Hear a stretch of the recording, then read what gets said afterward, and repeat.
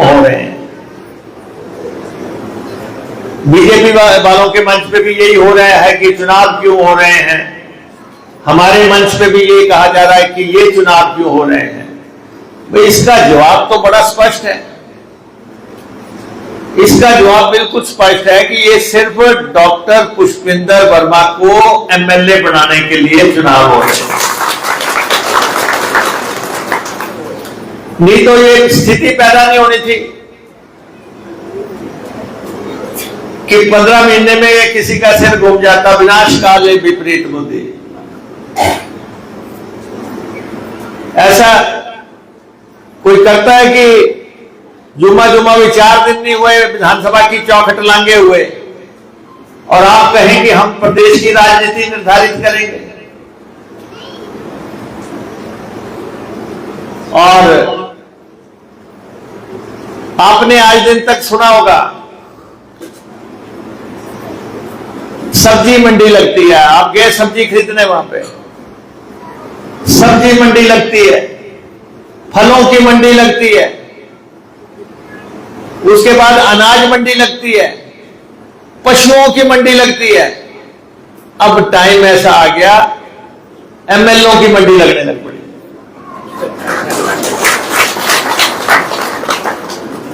कुछ अर्सा पहले तक सुना था कि आईपीएल में खिलाड़ी बिकते हैं, खिलाड़ियों के बाद अब आ गया कि मंडी एमएलओ की लगेगी और उनके भी बोलियां लगेंगी।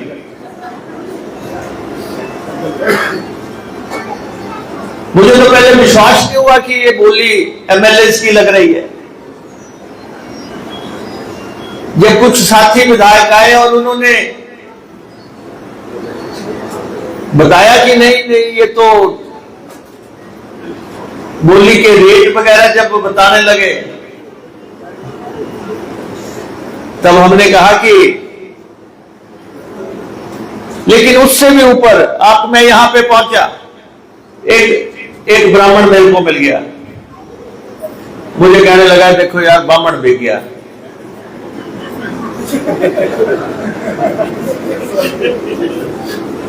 मैं ब्राह्मण हूं तो भाई मैं तो 25 साल से पार्टी में हूं,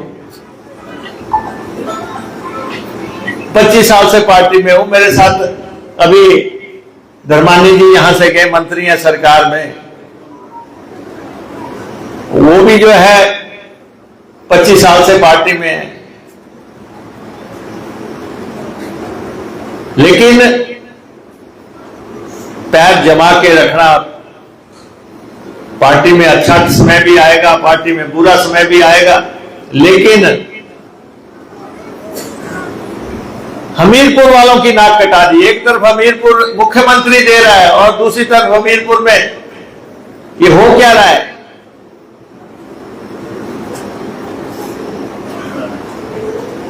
और हमीरपुर में पता नहीं कोई मर्जी ऐसी पड़ गई है। धूमल साहब मुख्यमंत्री बने, घोषित हो गए एक बार कि ये मुख्यमंत्री बनेंगे, लेकिन साजिश हो गई, हमीरपुर मुख्यमंत्री से वंचित हो गए। जिन लोगों ने धूमल को हटाया वो कहते हम सुक्खू को भी नहीं रहने देंगे। वो लग गया अपना 3 टप्पर लेके, अपना भंपू बजाने लग पड़े। अब वही लोग कह रहे हैं कि हम अनुराग को भी देखा, हमने मंत्री नहीं बनने दिया। धूमल को आप नहीं रहने देंगे, अनुराग को आप नहीं मंत्री बनने देंगे, सुक्खू को आप नहीं रहने देंगे। आप है क्या चीज है ये? हमीरपुर के लोगों, ऐसे लोगों से बचो, षड्यंत्रकारियों से बचो, साजिशकर्ताओं से बचो। नेता कोई फैक्ट्री में नहीं बनते हैं, नेता बड़ी तप तपस्या त्याग से बनते हैं। अगर आज ठाकुर कौल सिंह जी की इतनी इज्जत है कि ये हमारे साथ मंच में सुशोभित है, तो इसलिए है कि पैर टिका के रखे हुए हैं पिछले 50 साल से।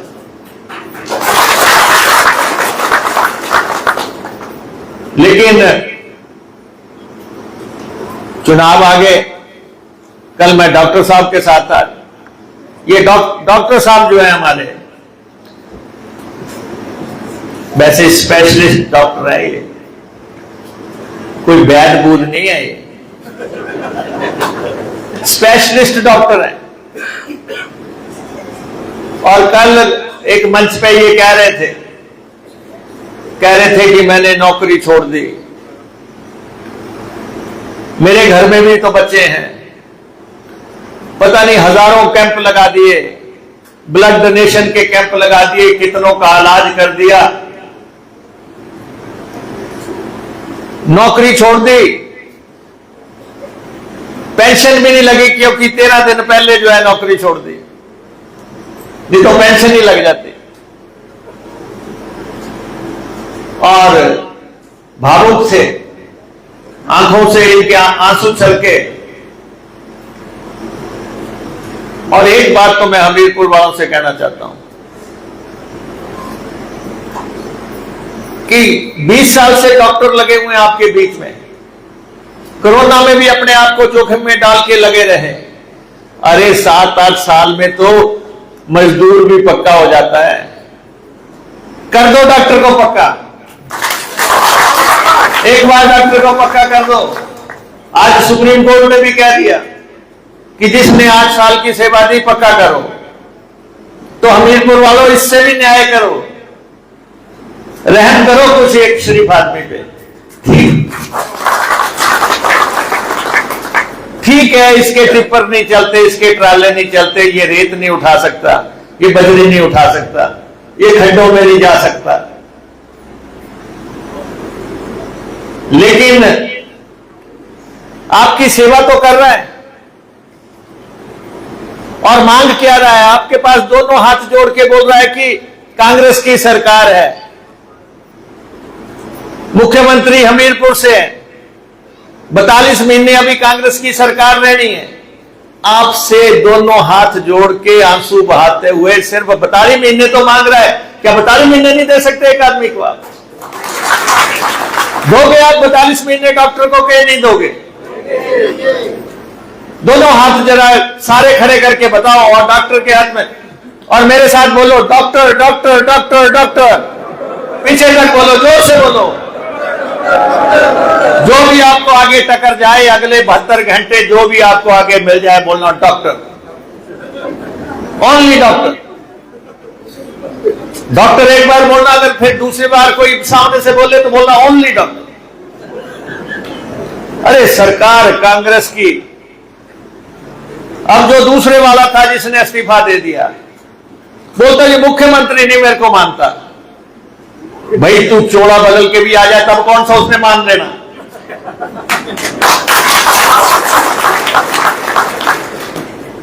अभी भी सूखे पत्थर पे बैठा है, कल भी सूखे पत्थर पे बैठेगा। जब वो मानता ही नहीं है तो जिसको मानता है उसको भेजो ना, जिसको मानता है उसको भेजो। ये मैं आपसे कहना चाहता हूं, सरकार कांग्रेस पार्टी की। कल जयराम जी यहां पे आए हुए थे, मैं उनका भाषण सुन रहा था। जयराम जी कह रहे थे कि हमीरपुर का मेडिकल कॉलेज मैंने बना दिया। अरे आपका बस चलता तो आप हमीरपुर के लोगों का हुक्का पानी बंद कर देते। आपने क्या किया हमीरपुर के लिए? और अगर आप इतने पाटे खां थे तो मंडी का हवाई अड्डा बना लेते ना। अगर आप में इतनी ताकत थी तो मंडी का शिवधाम बना लेते। अपना कुछ बना नहीं। ये बीजेपी वाले जो है दूसरे के गोदाम का माल भी भेज जाते हैं। आप देखो कि मेडिकल कॉलेज की बात है, ठाकुर कौन सिंह जी उसमें हेल्थ मिनिस्टर हुआ करते थे और वीरभद्र सिंह जी मुख्यमंत्री थे। गुलाम नबी आजाद जी केंद्रीय मंत्री थे। उन्होंने कहा कि मैंने 2 मेडिकल कॉलेज देने हैं, एक मैंने सिरमौर को मेडिकल कॉलेज देना है और एक मैंने चंबा को मेडिकल कॉलेज देना है। लेकिन सुक्खू जी फंस गए बीच में। सुक्खू जी कहते कि नहीं, हमीरपुर को मेडिकल कॉलेज लेना है। कौल सिंह जी से भी बड़े अच्छे संबंध थे, सुक्खू जी के कौल सिंह जी से भी बड़े अच्छे संबंध थे, आजाद साहब से भी बड़े अच्छे संबंध थे। और आजाद साहब ने कहा कि मैंने सुक्खू को भी देना है। फिर प्रपोजल इन्होंने मूव की, वीरभद्र सिंह जी ने जमीन की गारंटी दी, कौल सिंह जी ने कहा कि हम आपको कोऑपरेट करेंगे, प्रपोजल भेजी, तब 180 करोड़ रुपया मिला। जिसने कॉलेज की लड़ाई लड़ी उसको उसका हक श्रेय क्यों ना दिया जाए? आप कहां से आगे कॉलेज बनाने वाले? हमारी सरकार बनी, सरकार बनते ही हमने 100 करोड़ रुपया इस कॉलेज के लिए दिया, हिमाचल प्रदेश से कॉलेज। बस अड्डा आपने जो है एक ईंट नहीं आगे सरकने दी। मेरे पास ट्रांसपोर्ट महकमा है, हमीरपुर की एक ईंट नहीं लगी। 12 साल पहले धूमल साहब ने पत्थर रखा था। सरकारें कंटिन्यूटी में चलती है, एक सरकार आई, दूसरी गई, दूसरी आई, तीसरी गई, ये चलता है, लेकिन आपने बस अड्डे का काम नहीं होने दिया। ये हमारी सरकार ने 63 करोड़ रुपया दिया, तब अब आपके बस अड्डे का काम शुरू हुआ। अगर यहां पे कैंसर का इंस्टीट्यूट बनने जा रहा है तो सिर्फ इसलिए बनने जा रहा है कि यहां से सुक्खू जी मुख्यमंत्री हैं। ये कहे मैं ना मानूं, भाई तुम्हारे ना मानने से क्या है, जो है सो है। और वही मुख्यमंत्री है। और आपको पता है कि आप जो मर्जी कर लें, उन्होंने जब तय कर दिया है कि डॉक्टर पुष्पिंदर के कहने पे काम करने हैं, तो सारी सरकार कमिटेड है कि हम डॉक्टर के साथ हैं।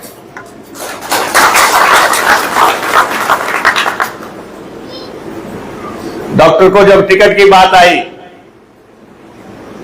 तो सुक्खू जी ने मेरे से कहा कि टिकट देना है डॉक्टर को। मैंने कहा मैं तो ब्राह्मण आदमी हूं, कुंडली मंगाओ, किसी अच्छे जगह चेक कराएंगे पहले। पंडित ने कहा कि नहीं, इनके सितारे इस समय टनाटन है। तो हमने कहा फिर इनको लड़ाओ।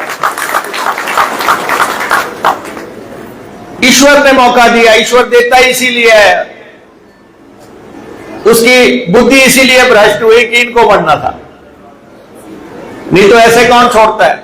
मैं 25 साल से एमएलए हूं, मेरे को कोई कहे छोड़ दे। ये दुनिया जब देती है तो ढेरों देती है, जब उधेड़ने पे आती है तो चमड़ी भी उधेड़ देती है। ये पब्लिक है, ये किसी को गलतफहमी नहीं होनी चाहिए। मैं नालागढ़ में था कल परसों, ठाकुर साहब भी मेरे साथ थे, कौल सिंह जी। वहां का बीजेपी उम्मीदवार कह रहा है कि भाई 15 महीने पहले तो आपके मुंह बड़े सीधे थे, अब क्या हो गया? तो भाई यही पब्लिक है। मुंह सीधे भी बड़ी जल्दी होते हैं, टेढ़े भी बड़ी जल्दी हो जाते हैं। लोगों को बहुत ज्यादा काम नहीं होता एमएलए से, हर आदमी को कोई काम नहीं होता है। 90% लोगों को एमएलए से कोई काम नहीं होता जिन्होंने वोट डाली होती है। वो तो सिर्फ ये देख रहे होते हैं, प्रेम कौशल जी, वो सिर्फ ये देख रहे होते हैं कि एमएलए की गर्दन सीधी है कि नहीं है, नमस्ते का जवाब दे रहा है कि नहीं है, फोन उठा रहा है कि नहीं है। तो मैं डॉक्टर को सिर्फ ये कहना चाहता हूं कि एमएलए आपने बन जाना, एमएलए आप बन जाने। वो पंजाबी में कहते हैं ब्याह करवा के वे मिलदा गिलदा रही।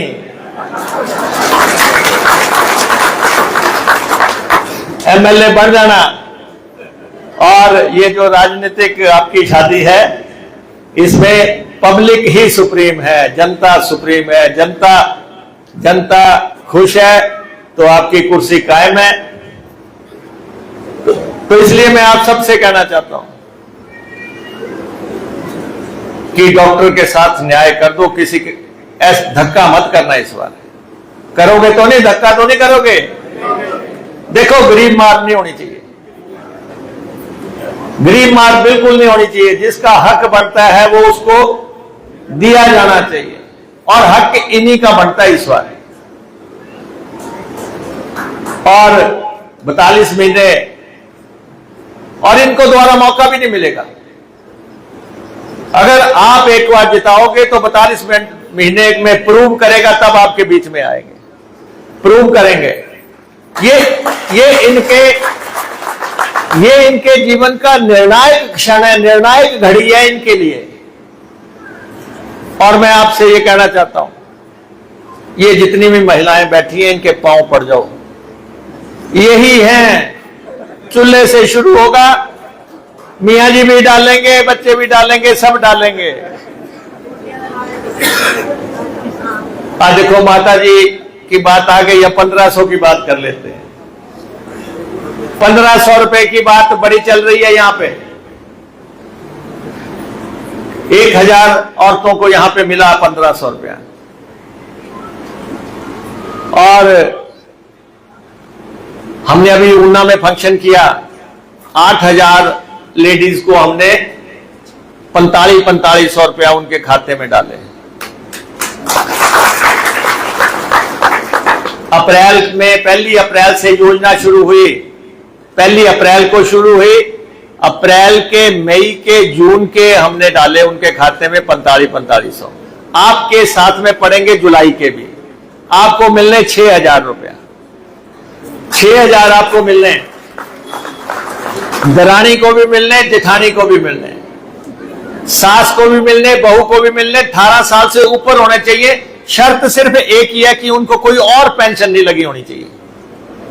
जिसको कोई और पेंशन लगी है उसको हमने पहले ही 1100, 1150 से 1500 कर दिया, और यहां कई लोगों को मिल भी रही होगी।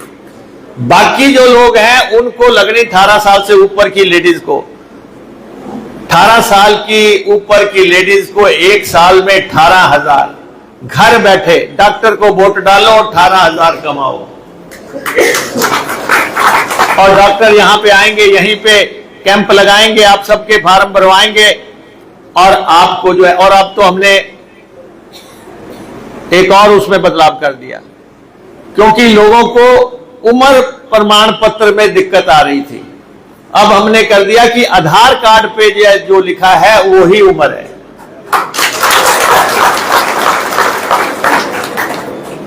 और आपको इसका फायदा मिलेगा। तो दूसरी बात यह है, कर्मचारियों को हमने कहा था पेंशन देंगे। कर्मचारी को पेंशन का अधिकार दिया तो हमने दिया। जो पेंशन अटल बिहारी वाजपेयी जी ने बंद की थी, वो पेंशन हिमाचल प्रदेश सरकार ने की। अकेला हिमाचल प्रदेश है जो कर्मचारियों को पेंशन दे रहा है। कर्मचारी तो हमें 100 बार भी वोट डाल दे वो भी कम है। जब तक वो इस दुनिया में है तब तक उनको पेंशन मिलनी है, उनके परिवार को पेंशन मिली। एक आंगनवाड़ी सुपरवाइजर मेरे को मिली और मुझे कहने लगी कि 6000 पेंशन थी, ओपीएस लग गई, मेरी 42,000 रुपया हो गई। इतना फर्क है पेंशन में। एक सज्जन बेचारे जो है अनाथ आश्रम में थे, और जैसे ही ओल्ड पेंशन लगी, बहू बेटा दोनों चले गए अनाथ आश्रम। कहते बाबा जी घर चलो, आप तो बड़े काम की चीज है, 60,000 पेंशन लग गई।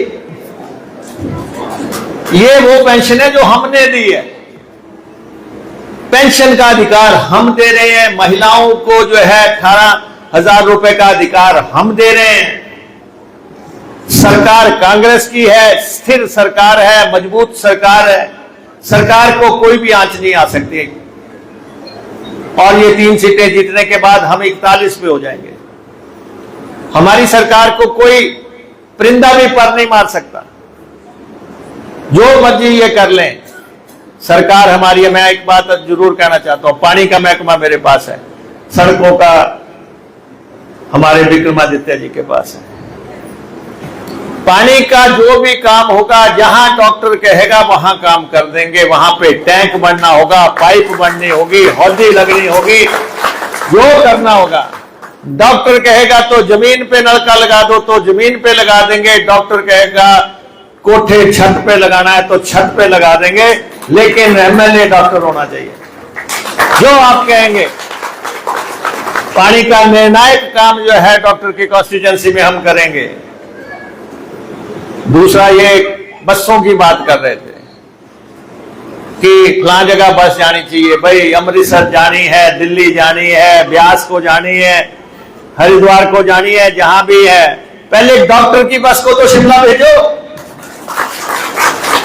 डॉक्टर की बस नॉन स्टॉप शिमला जाए और उसके बाद ये कहेंगे वॉल्वो चलानी है, डिलक्स चलानी है, सेमी डिलक्स चलानी है, टेम्पू ट्रेवलर चलाना है, जो भी कहेंगे वो सब हम कर देंगे। जो आपका हुक्म होगा वो हम पूरा करेंगे। तो इसलिए समय आ गया, 3-4 दिन की बात है, डॉक्टर साहब की खुल के मदद कर दो, डॉक्टर साहब की मदद करो। बहुत अच्छा माहौल है, लोग वोट डालना चाह रहे हैं। आप सब लोग इतनी संख्या में, जितने आप इस हॉल में बैठे हैं, इतने से तो 2 कॉन्स्टिट्यूएंसियां फतेह हो सकती हैं अगर आप अपने पे आ जाएं।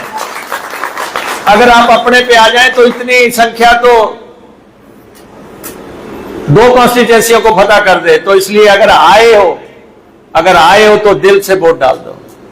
दिल से आए हो, डॉक्टर को टिकट ठीक मिला है, डॉक्टर एमएलए बन रहा है।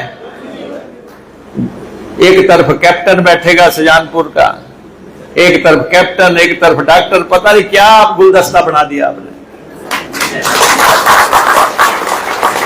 ये मेरा आपसे आग्रह है, हाथ का हमारा निशान है। 10 तारीख को डॉक्टर को वोट डालो और एक बार मेरे साथ कहो डॉक्टर।